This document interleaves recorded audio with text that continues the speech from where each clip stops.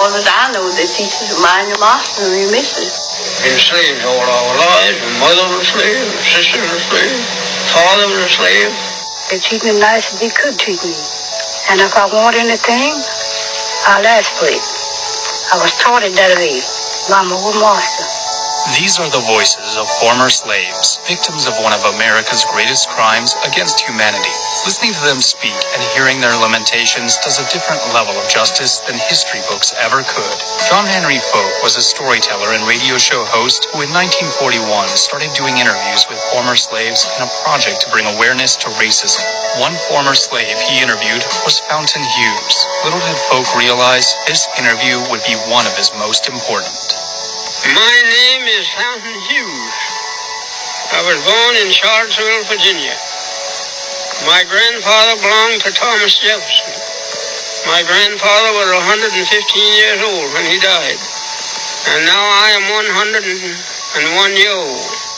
Although many slaves were kidnapped or abducted, Hughes was different. He was born of slaves, as was his father. He didn't know any other life. It's what they call, we were slaves. We belonged to people. They sell us like they sell horses and cows and hogs and all like that. Have an auction bench and they put you up on the bench and beat on you the same as you're bidding on cattle, you know. The auction bench was an infamous place among slaves. Here people would learn not only who their future masters would be, but exactly what price a person could put on another person. Selling women, selling men, all that.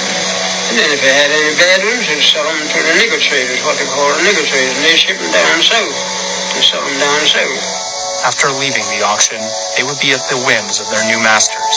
Of course, when someone is considered to be a piece of property rather than a person, little is done to make them comfortable. Deplorable living conditions, tattered and worn-out clothes, and sometimes a bare minimum of food were all that slaves were given. Some people didn't have no beds when they were slaves. They all slept on the floor. Patted here, patted there. Just like a lot of wild people. We didn't know nothing.